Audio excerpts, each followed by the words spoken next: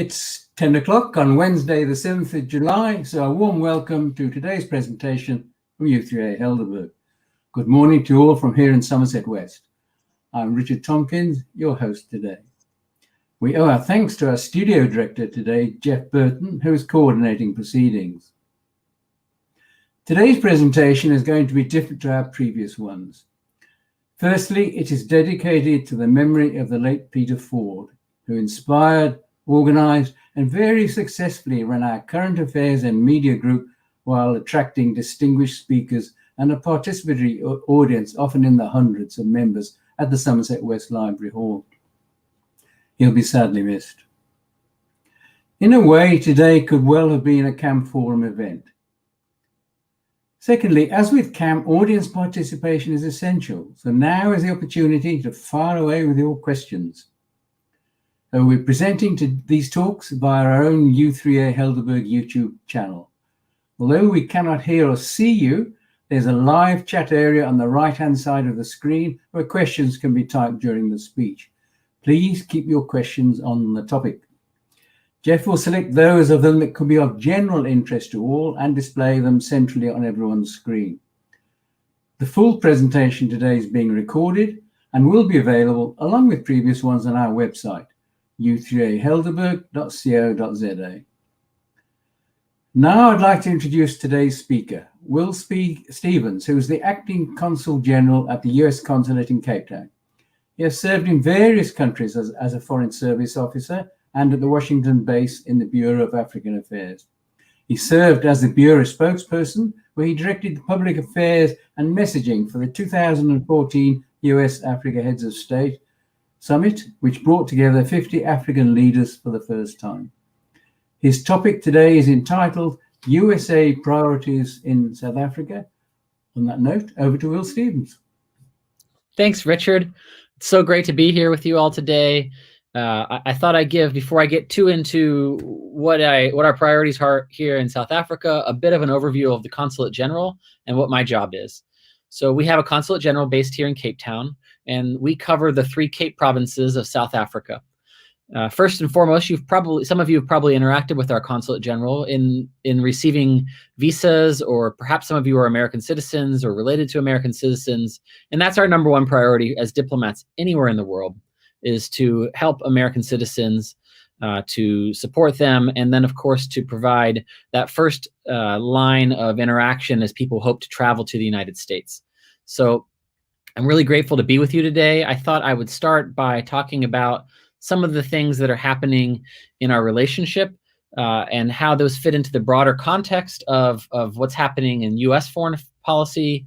Probably start there and then narrow it down to South Africa, and then bring it down into a little bit of how we're working in the Cape provinces in particular, as this is your home and my home. I've been here for over 2 years. We absolutely love it. It was a dream posting for us. We visited South Africa and Cape Town in 2008, and my wife said, if you ever have the opportunity to move there, you're doing it. That was the only time in my career she's told me what to do as far as where to go. And so I did it. I jumped at the opportunity, and it has been everything I've expected. Obviously a really difficult time to be here, to be anywhere in the world, quite honestly. And as we go into this third wave, we are with you in understanding that the pain that many of us are going through, and the difficulties that we're all facing. So on that note, I thought I would highlight some of the things that President Biden has focused on in what he calls America is back and renewing American foreign policy. He has a couple of key areas of focus. First and foremost is stopping COVID-19 and strengthening our global health security. And to that end, the U.S. has re-engaged with the World Health Organization. We've also contributed $3 billion to COVAX, the Global Vaccine Initiative. And just recently, last week, President Biden announced the donation of 100 million doses of vaccines to the world through COVAX, and then through the regional entities that work with COVAX. So I'm certain that some of those vaccines will make their way here to South Africa, together with COVAX and the African Union, within the next month. So that's a really exciting thing. Obviously, we've been committed to working here in South Africa on combating COVID-19. The U.S. Has actually, some of our companies have run COVID vaccine trials, even here in the Western Cape. We've donated over 1,000 ventilators to South Africa and have been working hand in hand with our South African partners to fight the virus everywhere we can. So that's our number one priority right now, obviously. Secondly, and this is a longer term priority, is building a more stable and inclusive global economy that delivers for not just the top tier of the global economy, but for the middle class. And this is a unique approach. I think every American president focuses on foreign policy for American prosperity.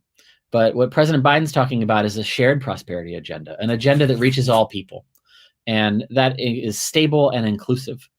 And I will get to that. We spend a lot of time on that here in Cape Town, and I will talk about that a bit later.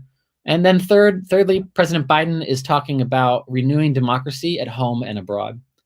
Coming up will be a major international conference that he'll be hosting for democracies. It's called the Democracies Conference. We've invited South Africa and expect participation there, 'cause obviously a broad and strong democracy here in South Africa. But this is, you can't have a flourishing global economy or a strong global health security without a strong democracy. A democracy is committed to human rights, are less prone to conflict, and are better markets for U.S. goods and services, and better markets for economic development. It's been proven over and over again. Thirdly, President Biden has been very focused on revitalizing our ties with our allies and partners. These relationships are the key to our interactions around the world. So we have re-engaged and visited all of the first visits by President Biden and Secretary Blinken have been to key allies and partners and or organizations like NATO or the European Union. And finally, the biggest probably visible change in our foreign policy has been the raising back of climate change and the climate crisis as a key foreign policy issue. President Biden has appointed former Secretary of State John Kerry as our special envoy for climate change, his personal special envoy. And Special Envoy Kerry has been very engaged in, and actually held a global conference on climate change that South Africa participated in. And this is about tackling the climate crisis and driving a green energy revolution. And what you will see is a lot of U.S. interest in helping countries, not just our own, but countries around the world, to transition to a green energy, transition to solar power, wind power, things that are not harming and or hurting the economy, and helping countries to get to their Paris Climate Treaty agreements and to participate in the things that they've committed to doing already. So again, this is an area where I expect a lot of participation and engagement here in South Africa. The Cape provinces are leaders on this for the continent, and it's an area where we do spend quite a bit of time. So that's a general overview of the things.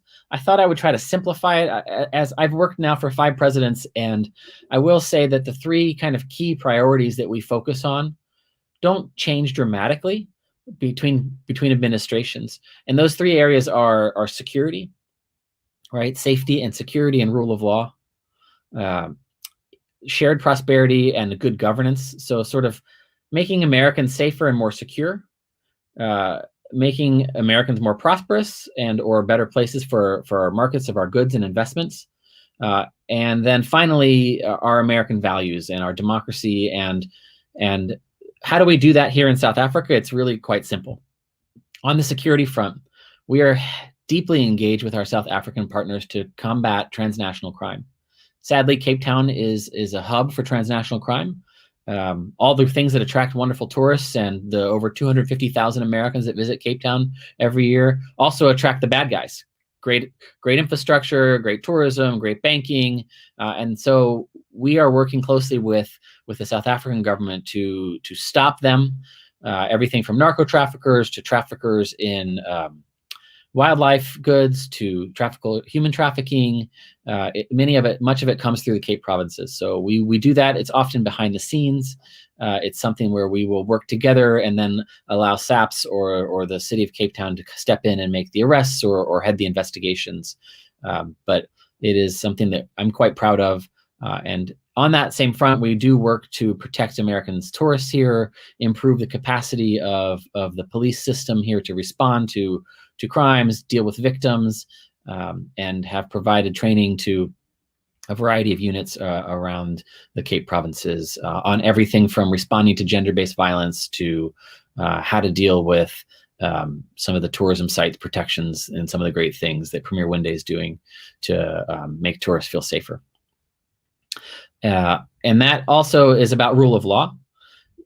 Often, and this is an interesting place, South Africa, in that you have such a strong judiciary that we will often do kind of regional training on rule of law based here in Cape Town or in Stellenbosch. I've done several programs out at the university there where we've brought in border security professionals from around Southern Africa and come here and jointly work with U.S. trainers and South African trainers.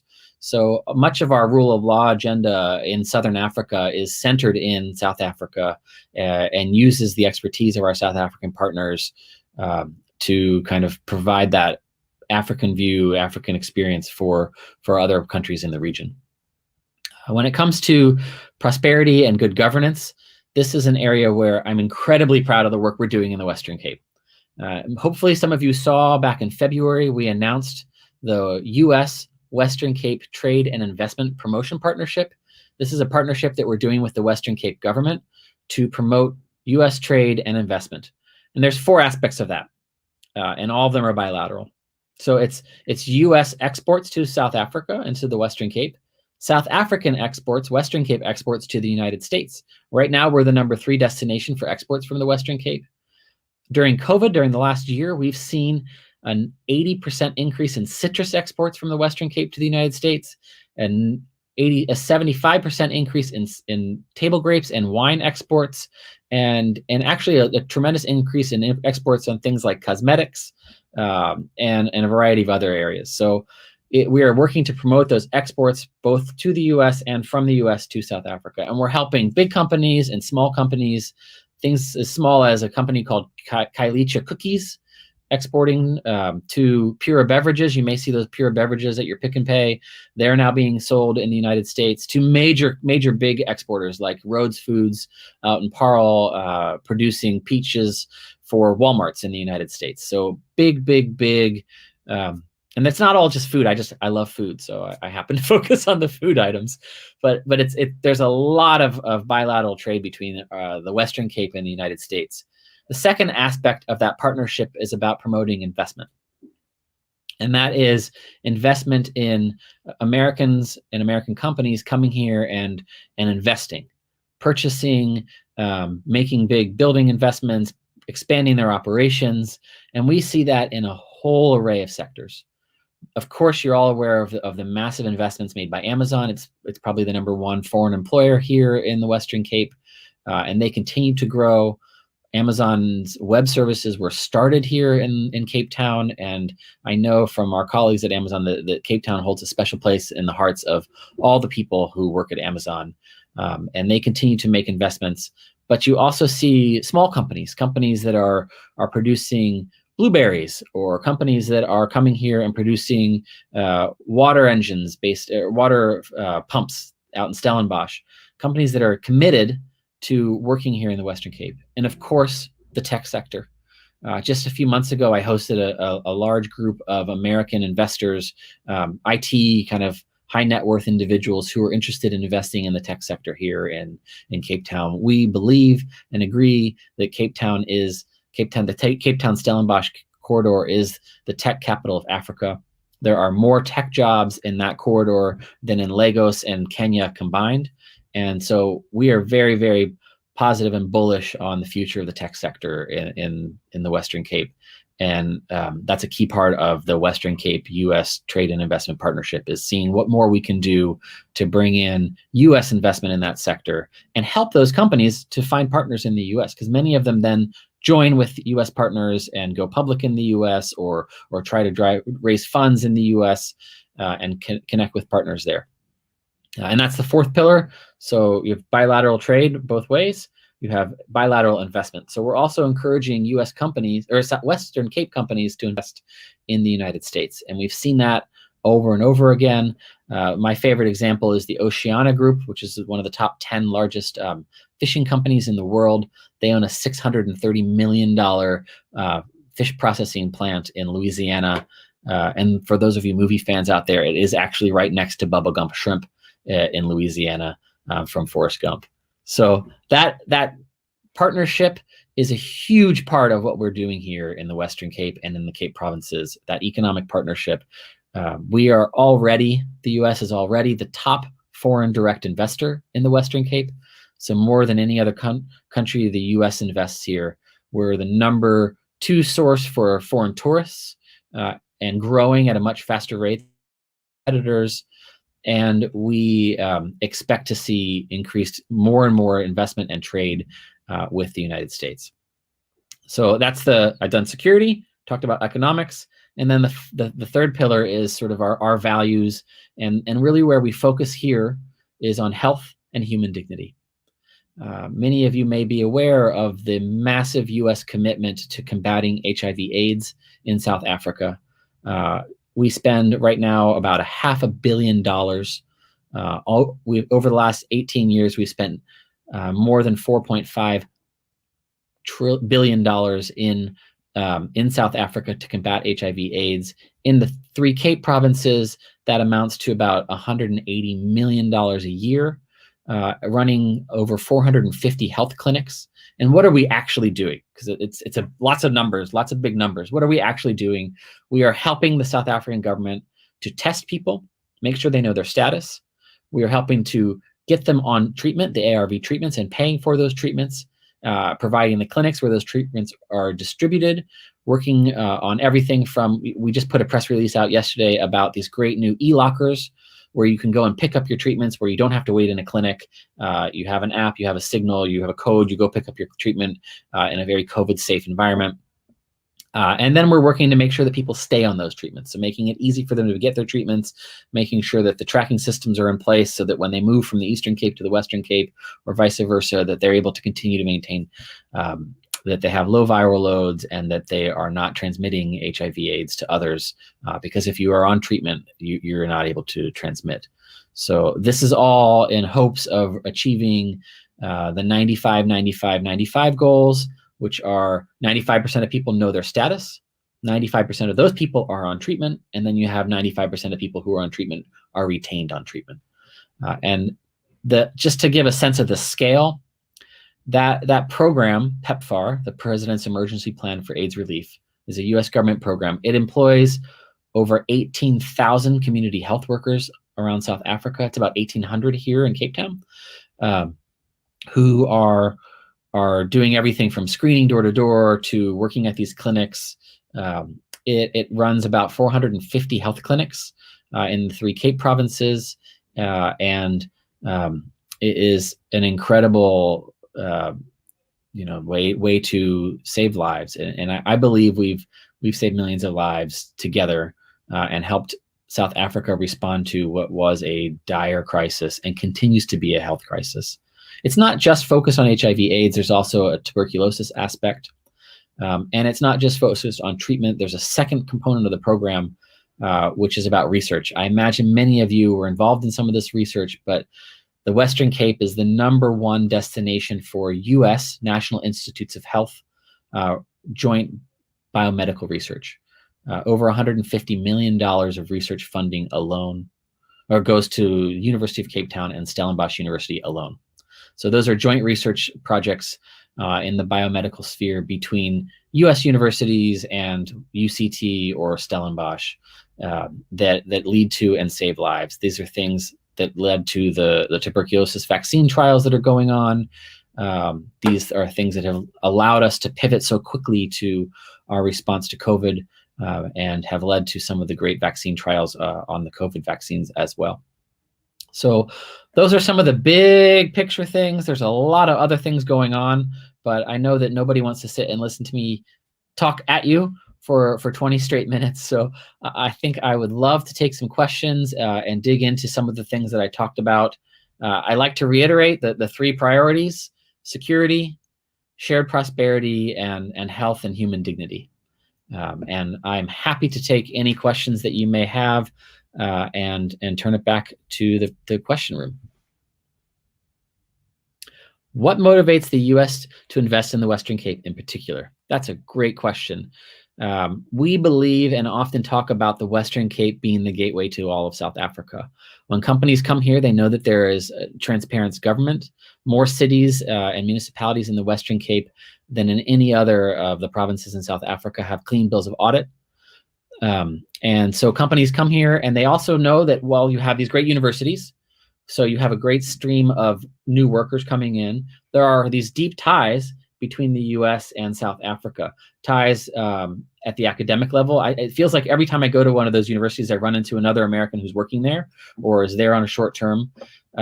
So these deep connections and ties actually make it much more attractive for investment, because they come here and they feel like they can work with these people. They know you, they understand you, you've studied together, maybe you've worked together, you've done research together, you know similar people. So when a company comes here, they know there's a workforce, they know there's transparency and predictability in the governance, and there's tremendous opportunity. It's a great market. And honestly, it's a great place to live. I have met CEOs and high net worth individuals from the United States who've come here and just said, I love it so much, I want to buy a company, so I have an excuse to come back. It is so beautiful. And I can't understand why, but it remains a hidden gem in the eyes of many Americans, something that we're working hard to ameliorate so that more people come here. But it is something that I think American companies love. They love the talent, they love the infrastructure, and they love the opportunities. And then when you get a foothold in Cape Town, it's easy to go to the rest of South Africa, and then from South Africa to the rest of the continent. You have rule of law here, you have protections in place, and you feel very confident that your investment will have returns. It's a great question. All right. Are there any major US companies directly involved in social projects in the Western Cape? If so, what do they do? And why do they do it? So I think social projects, yes, absolutely. It seems like every company that I see and run into is involved in some sort of different social projects. And it is a core kind of component of the US corporate culture, is what we call corporate social responsibility. Companies feel like they want to give back to their community and to their workers. And so we have seen everything from donations. An example, when we had when COVID first hit and we were stuck with tens of thousands of American tourists and citizens here who couldn't get home, we were running repatriation flights out of the Cape Town Stadium and to the airport, special charter flights for Americans to get back. And we had a flurry of calls from American companies here who wanted to help. So we were able, Coca-Cola jumped in and donated Coca-Cola products, water, sodas, drinks, and then Krispy Kreme donated donuts and coffee. That's just a simple kind of small example, but American companies often just respond quickly. But there are also longer term projects. Coca-Cola has a project called Project Last Mile that is actually working on the HIV/AIDS front and has worked with Uber to arrange for Uber delivery during COVID of medical medications to people, so they didn't have to go early in the morning and wait in long queues and avoid crowds.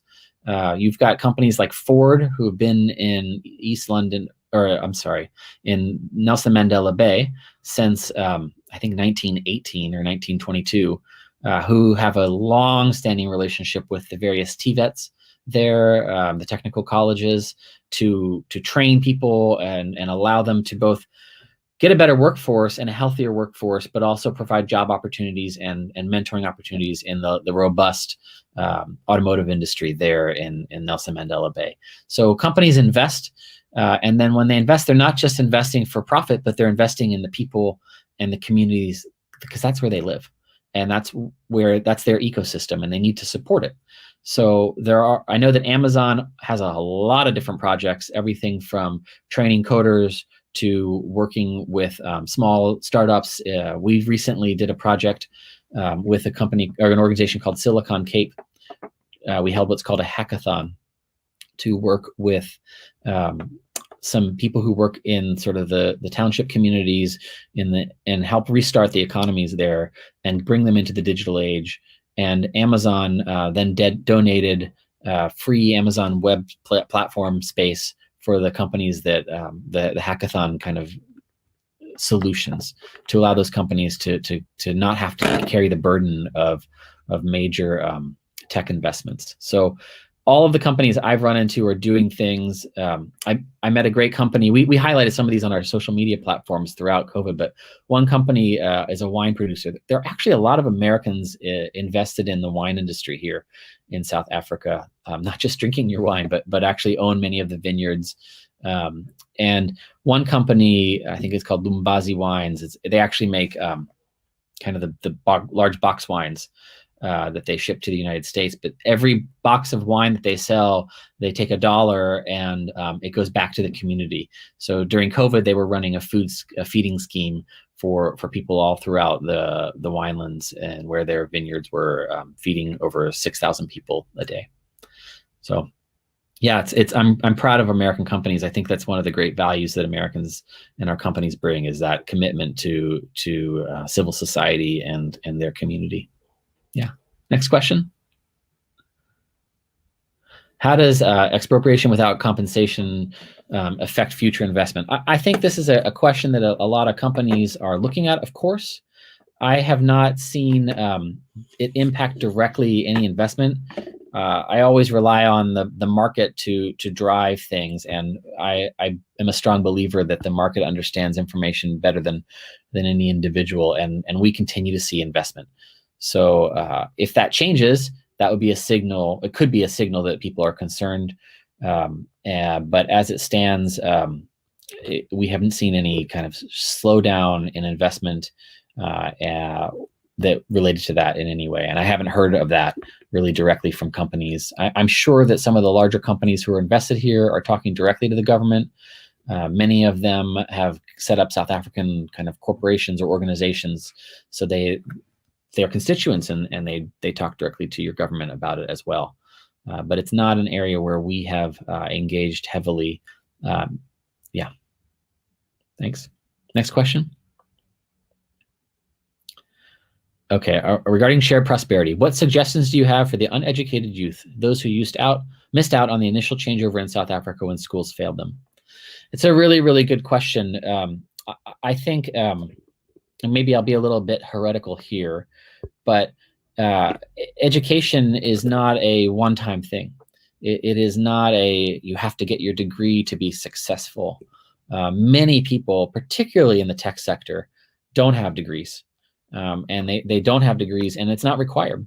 During the first wave of lockdown, maybe you noticed that Amazon put out a call. They were hiring over, I think, 1,200 people. I could be wrong on the number there, to be call center workers from your home. So all you needed to do was have a phone number or have reliable internet access in your home, and you could then get a very well-paying job, middle-income job from your home, no education required.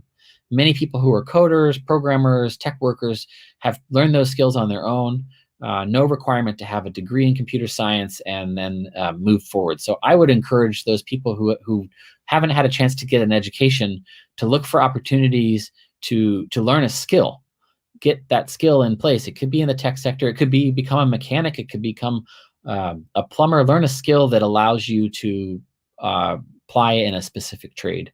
And those skills are in high demand. If any of you tried to do any construction work in the last year, I'm sure you've noticed, I know I have, how hard it is to get contractors, how many people are spending money on contractors right now. And those skills are very transportable and portable, that you can take them with you kind of wherever you live. So I think there are opportunities. It's something we engage in. We do have an American Corner in downtown Cape Town at the Central Library. The American Corner has a variety of skills training classes, everything from coding courses to robotics to how to do podcasts to how to get involved in filming, the film industry. Also an area where the U.S. is deeply engaged here in South Africa, in particular in Cape Town. And so we're doing kind of small scale programs and trainings, helping creative entrepreneurs, people who produce things, handicrafts and whatnot, and learn how to export duty-free to the United States under the AGOA, the Africa Growth and Opportunity Act. There are many, many products that can be exported to the United States duty-free under that act. And so we help small business owners, entrepreneurs to figure out how to access those markets in the United States, and actually very, very successfully. We see many fashion products and purses and handicrafts that are being sold in places like Neiman Marcus and Macy's in the United States, thanks to those trainings. So there are opportunities. If you know of someone who's looking to upskill, please send them to our American Corner. You can find it online at American AC Cape Town, or AC, yeah, U.S. Consulate CT is the best way to find it. U.S. Consulate CT. That's our consulate Facebook page, and I'll send them to the American Corner from there. Next.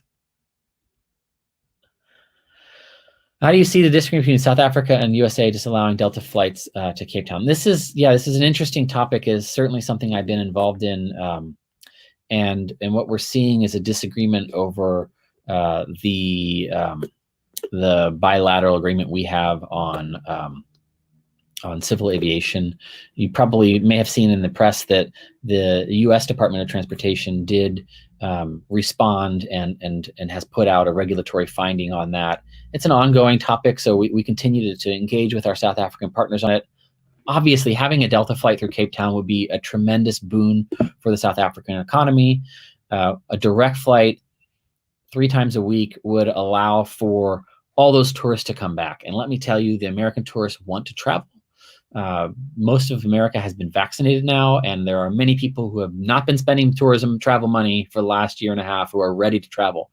So having that direct flight would bring in American tourists. It would bring in more business. It would allow direct connections between Cape Town and Atlanta, which is sort of Hollywood East. Many, many films, Amazon, Netflix, and others have their studios based in Atlanta. So you could have more connections with film production, more connections with the southern part of the United States. And it would be a huge boon for our economy and your economy, and something we're really, really hopeful that gets resolved quickly.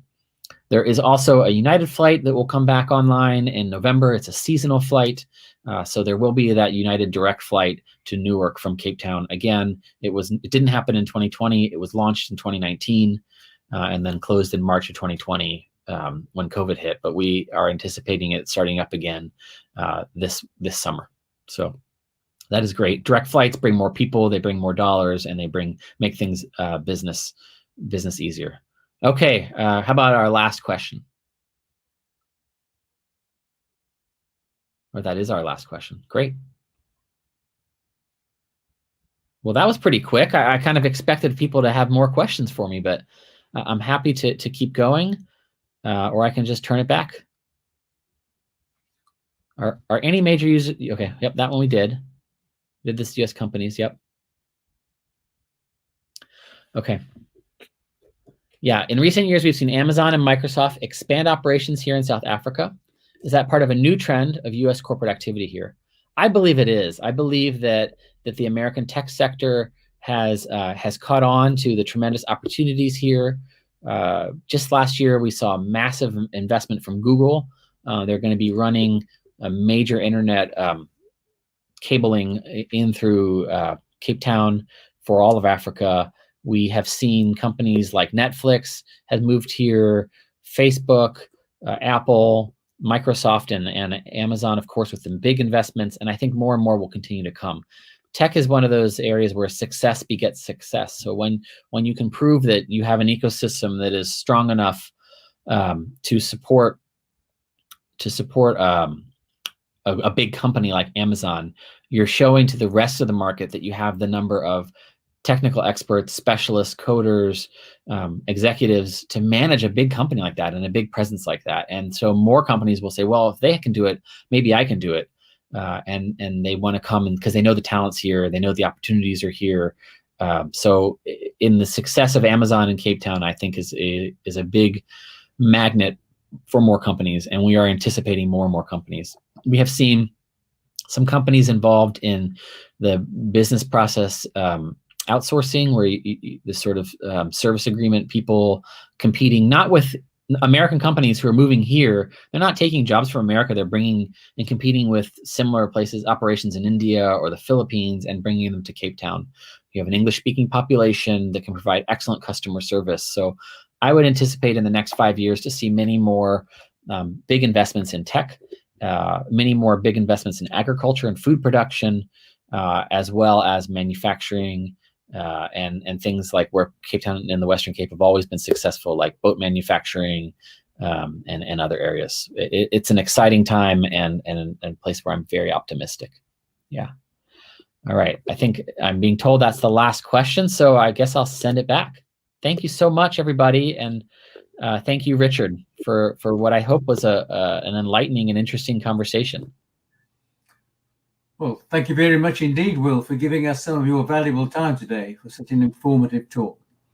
We all go on our way much wiser about USA involvement and support in our region. So that concludes today's presentation. Please join us again on our usual first Wednesday of the month, the next being the 4th of August at 10 a.m., when the speaker will be Professor Emeritus Hubertus von Bergmann, who is head of the Laser Research Institute in the University of Stellenbosch. His topic will be Lasers, Their Part in Our World Today. Goodbye for today from U3A Helderberg.